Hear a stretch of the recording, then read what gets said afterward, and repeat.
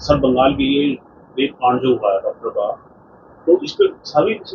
विपक्षी पार्टियां जो है वो चुप क्यों है? कमल जी,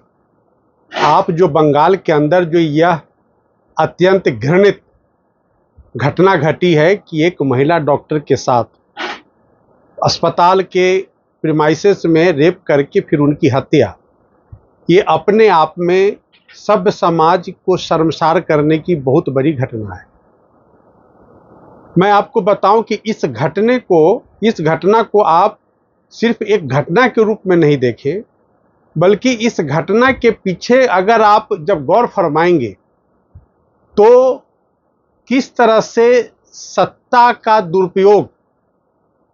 मानवाधिकार के हनन के लिए, महिलाओं के सर्वस्व के हनन के लिए किया जा रहा है, उसका जीता जागता उदाहरण बंगाल का यह जो महिला डॉक्टर के साथ रेप की घटना घटी, एक जीता जागता उदाहरण है। मैं आपको बताऊं कि आपने आज तक कभी सुना है कि एक रेप की घटना पर वो पर्दा डालने के लिए सरकारी तंत्र के सहयोग से अस्पताल के अंदर यानी घटना स्थल पर तोड़फोड़ मचाया जाए और जो लोग इस घटना की निंदा करें उनके ऊपर झूठा एफआईआर रजिस्टर कराया जाए? ये अपने आप में इस बात का सबूत है कि सरकारी तंत्र के मिलीभगत की वजह से यह घटना घटी। तभी तो सुप्रीम कोर्ट को संज्ञान लेना पड़ा और आज सुप्रीम कोर्ट ने यानी कि 20 तारीख को कलकत्ते मामले की सुनवाई सुप्रीम कोर्ट के अंदर चल रही थी और सुप्रीम कोर्ट ने इस सारे मामले का संज्ञान लेते हुए, यानी कि सुप्रीम कोर्ट को जिसको कहते हैं कि कॉन्शियस को झकझोर देने वाली घटना, सुप्रीम कोर्ट ने भी समझा और स्वतः संज्ञान लेकर के वेस्ट बंगाल गवर्नमेंट को नोटिस और सम्मन जारी किया। आप थोड़ा सा और पीछे चलें,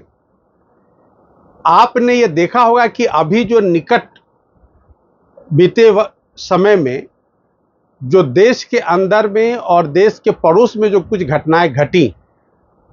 जिस पर कि हिंदुओं के ऊपर अत्याचार किया गया, हिंदुओं को जलाया गया, हिंदुओं को सताया गया, उनकी हत्या की गई, क्या भारत का विपक्षी दल किसी ने उसका खंडन किया या उसकी आलोचना की या उस पर अपना कोई प्रतिक्रिया दिया? आप पाएंगे न के बराबर प्रतिक्रियाएं आई है विपक्षी दल की तरफ से। तो आप ये देखें कि भारत का विपक्ष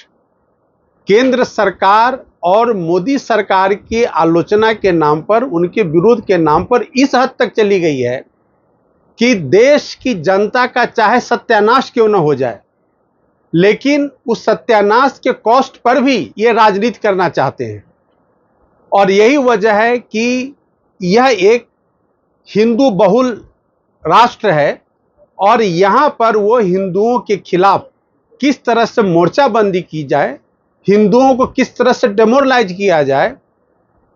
तभी तो सुप्रीम कोर्ट में कांवड़ यात्रा पर पिटीशन फाइल किया गया। क्या ये राजनीति से प्रेरित पिटीशन नहीं था कि कांवड़ यात्रा को लेकर के राज्य सरकार के कुछ आदेश को लेकर के आप वहां पिटीशन लेकर के जाते हैं? तो यह दर्शाता है कि जो लोग पिटीशनर थे या जिनके इशारे पर पिटीशन फाइल किया गया,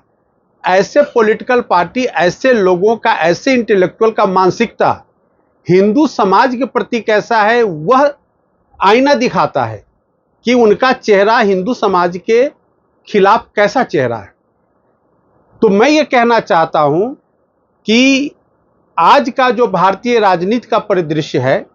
आज जो सो कॉल्ड इंटेलेक्चुअल्स इस देश के अंदर में हैं और कुछ जो so called social activist social media के माध्यम से जो अपनी एक्टिविटी दिखाते हैं, इन सबों का एकमात्र लक्ष्य है कि केंद्र की नरेंद्र मोदी की सरकार को कैसे कमजोर किया जाए। अब तो यहां तक कुछ नेताओं के बयान आ गए कि बांग्लादेश की आड़ में वो यहां भी तख्ता पलट करने का मंशा पालने लगे हैं कि भारत के अंदर भी तख्ता पलट कैसे किया जाए, इस पर सोचने लगे हैं। जो हमने मीडिया के अंदर न्यूज देखे हैं कि भारत के अपने आप को राष्ट्रीय स्तर का नेता मानने वाले भारत में भविष्य का प्रधानमंत्री बनने वाले वो विदेशी एजेंसियों के हाथ की कठपुतली बन गए हैं, वो विदेशी ताकतों के हाथ की कठपुतली बन गए हैं और वो भारत के अंदर तख्ता पलट का मंसूबा पालने लगे हैं। तो आप कमल जी समझ सकते हैं कि कितना भयानक रूप भारतीय राजनीति के अंदर एक रूप भयानक क्रिएट करने की कोशिश की जा रही है। भारत के प्रजातंत्र का हनन किस तरह से किया जा सकता है उसका प्रयास किया जा रहा है और इसके अंदर जो सो कॉल्ड इंटेलिजेंसिया क्लास इस देश का है उनकी सहभागिता है उसमें। वो किस तरह से अपने आप को राष्ट्रभक्त कहते हैं, किस तरह से अपने आप को राष्ट्र का शुभचिंतक बताते हैं, यह एक सभ्य समाज की समझ से परे है। आप देश के अंदर उथल पुथल लाने के लिए विदेशी शक्तियों के साथ हाथ मिलाने को तैयार हैं, आप विदेशी पूंजीपतियों के साथ हाथ मिलाने को तैयार है, आप देश के अंदर विखंड खंड कैसे पैदा किया जाए, विघटन कैसे हो, ऐसे बाहरी शक्तियों के साथ या अंदरूनी शक्तियों के साथ आप हाथ मिलाने को तैयार हैं। जात पात जो संविधान कहता है कि हमें जात विहीन समाज बनाना है, वैसे राष्ट्र में आप जातीय जनगणना की बात कर रहे हैं, जात के नाम पर राजनीति करने की बात कर रहे हैं। तो ऐसे सो कॉल्ड इंटेलेक्चुअल्स, ऐसे सो कॉल्ड समाजवादी, ऐसे सो कॉल्ड संविधानवादी लोगों पर आप कैसे भरोसा कर सकते हैं कि ये राष्ट्र हित की बात कर रहे हैं, राष्ट्र हित की चिंतन कर रहे हैं और राष्ट्र की एकता और अखंडता की बात कर रहे हैं। आज मोदी सरकार की तारीफ जितने भी इंडिपेंडेंट एजेंसीज इंटरनेशनल स्तर की है वो सभी भारत सरकार, मोदी सरकार की जो उपलब्धियां हैं हर क्षेत्र में, चाहे वो डिफेंस के क्षेत्र में हो, चाहे वो इकोनॉमी के क्षेत्र में हो, चाहे वो एक्सटर्नल अफेयर्स के क्षेत्र में हो, चाहे वो इंटरनल अफेयर्स के क्षेत्र में हो, चाहे वो स्पेस के क्षेत्र में हो, चाहे किस तरह से विश्व को एक सूत्र में बांधने का मोदी सरकार का प्रयास है। आप देखेंगे कि मोदी सरकार के साथ कुछ दिनों पहले 100 से ज्यादा देशों ने बीसी पे जुड़ करके कॉन्फ्रेंस किया। तो इससे जो मोदी सरकार की जो शख्सियत है और हमारे प्रधानमंत्री की शख्सियत है जिसकी लोहा दुनिया मानने लगी है, उनके इस शख्सियत को कैसे देश के अंदर कमजोर किया जाए। देश के अंदर का ही जो सो कॉल्ड इंटेलेक्चुअल क्लास है, जो सो कॉल्ड अपने आप को देश हित की बात करने वाले लोग कहते हैं, वही लोग मोदी सरकार की आलोचना दिन रात करके कमजोर करने का प्रयास कर रहे हैं। मैं इसका एक आपको उदाहरण देता हूं कि अभी जो ब्लिज, जो एक बांग्लादेश के पत्रकार हैं, उन्होंने जो अपने साक्षात्कार में कहा है, अगर उनका इंटरव्यू सत्य है तो क्या आपको नहीं लगता है कि मोदी सरकार को किस तरह से हम सत्ता से अलग कर दें, उसकी कवायद विश्व की बाहरी शक्तियों से मिलकर के हमारे देश के अंदर के नेता कवायद कर रहे हैं। ये कितना बड़ा दुर्भाग्य है। जो पॉलिटिकल पार्टी भारत के संविधान को तार तार करके रख दी, भारत के संविधान को जितना हो सकता है क्षति पहुंचाया, वही पॉलिटिकल पार्टी, वही लोग आज मोदी सरकार पर आरोप लगाते हैं कि सरकार को, इस संविधान को समाप्त कर देंगे। जिस सरकार ने संविधान को बचाने के लिए हर उपाय किया, आज कायदे से अगर भारत की मोदी सरकार संविधान विरोधी होती तो अब तक दिल्ली के अंदर राष्ट्रपति शासन लग जाना चाहिए था, क्योंकि यहां मार्च 21 तारीख के बाद से कोई सरकार नाम की चीज नहीं है, लेकिन यहां राष्ट्रपति शासन नहीं लगाया गया है। वेस्ट बंगाल के अंदर राष्ट्रपति शासन हो जाना चाहिए था आज से 1 साल पहले, लेकिन अब तक वहां राष्ट्रपति शासन नहीं लगाया गया है, क्योंकि मोदी जी की सरकार भारत के संविधान का इज्जत करना जानती है। क्योंकि मोदी की सरकार एसआर मुंबई जजमेंट में और बाद में 2005 में रामेश्वर चौरसिया जजमेंट में जो माननीय सर्वोच्च न्यायालय का फैसला है उसका सम्मान करते हुए, उसका आदर करते हुए राष्ट्रपति शासन जहां निहायत जरूरत है फिर भी चुनी हुई सरकार का सम्मान करते हुए राष्ट्रपति शासन नहीं लगवा रही है।